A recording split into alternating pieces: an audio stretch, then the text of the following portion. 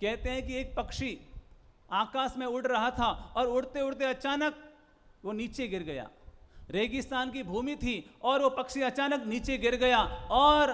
उस रेगिस्तान की मिट्टी में अब उसको न हिलने की ताकत न डुलने की ताकत, बड़ा परेशान, बड़ा दुखी, और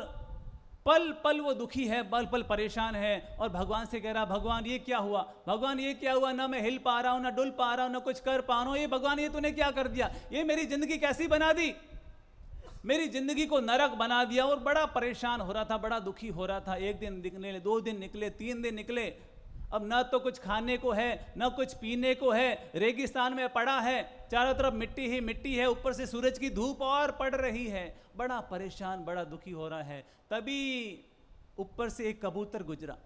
तभी ऊपर से उड़ते उड़ते एक कबूतर गुजरा और उस कबूतर ने उस भूमि पर पड़े हुए पंछी को देखा तो वो नीचे आया और उसने कहा, भाई क्या बात है।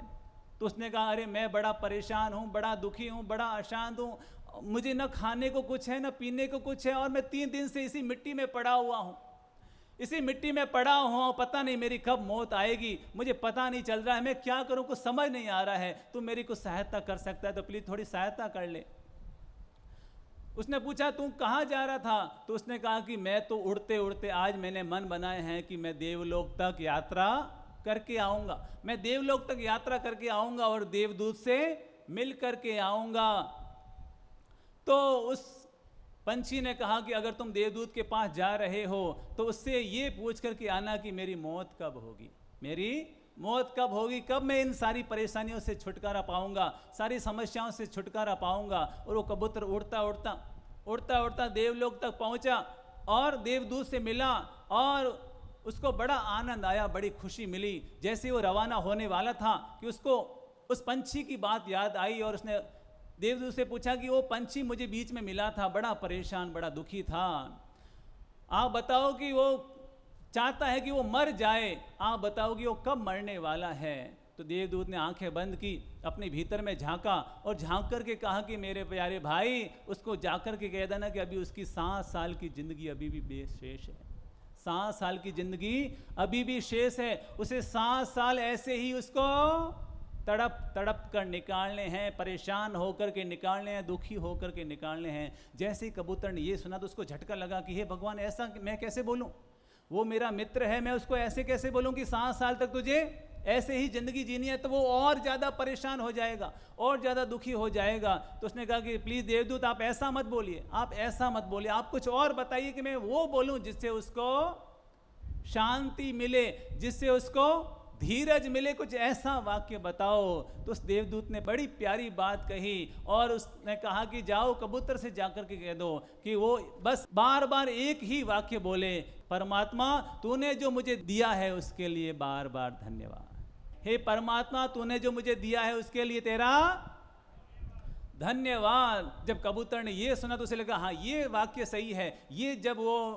बार बार बोलेगा तो उसको धीरज मिल जाएगा, शांति मिल जाएगी। और कहते हैं कि वो कबूतर गया और उसने उस पंछी से कहा कि देवदूत ने कहा है कि तुझे 7 साल और जीना है, तुझे 7 साल और जीना है, लेकिन अगर तू चाहता है कि तेरी मौत शांति से हो तो बस एक वाक्य को बार बार बोल कि हे परमात्मा तूने मुझे जो दिया है उसके लिए, सभी बोलिए, हे परमात्मा तूने जो मुझे दिया है उसके लिए तेरा धन्यवाद। और उस पंछी ने ये वाक्य बोलना शुरू कर दिया। अब वो दिन भर परेशान है, दिन भर दुखी है, ना खाने को कुछ है ना पीने को कुछ है, और वो तड़फ रहा है। और तभी रेगिस्तान में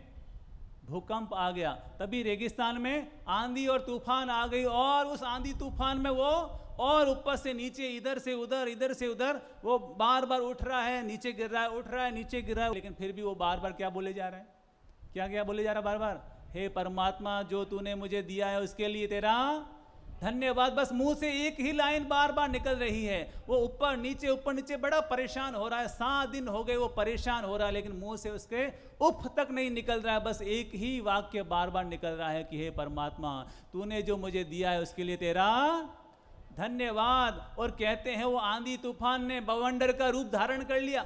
आंधी और तूफान ने बवंडर का रूप धारण कर लिया, और बवंडर का रूप धारण करते हुए उस पंछी को अपने ऊपर उठा लिया, और उठाते उठाते उठाते उठाते और उसने उसको उठा करके कहीं और स्थान पर पटक दिया, कहीं और स्थान पर पटक दिया। वो बिल्कुल बेहोश अधमरा सा, हालत उसकी खस्ता और खराब। तभी अचानक 4 बूंदे उसके ऊपर आकर गिरी और उसको होश आया तो देखा कि वो एक नदी के किनारे पड़ा हुआ है। चारों ओर हरियाली है, चारों ओर पेड़ लगे हुए हैं और ठंडी ठंडी बहार चल रही है। जैसे उसने ये देखा तो वो एकदम हक्का बक्का रह गया कि मैं यहाँ कैसे आ गया। तभी वो कबूतर ऊपर से उड़ रहा था और उसने वापस उसी पंछी को देखा तो उसको भी आश्चर्य हो गया, ये यहाँ कैसे आ गया रेगिस्तान से। वो नीचे आया और उसको पूछा, भाई तू यहाँ कैसे पहुंचा।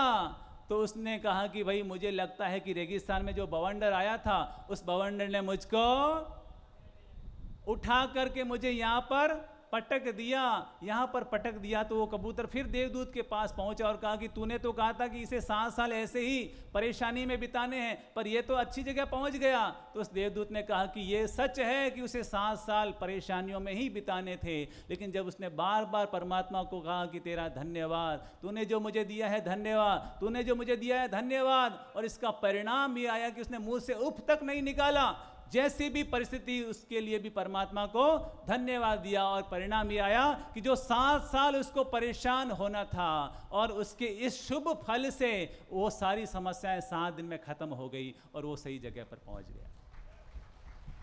तो जीवन में शिकायत का भाव नहीं होना चाहिए। अगर हम शिकायत करते रहेंगे तो और ज़्यादा परेशान और दुखी होते रहेंगे, और अगर धन्यवाद के भावों से भर जाएंगे तो हमारी ज़िंदगी बहुत आसान और सुखी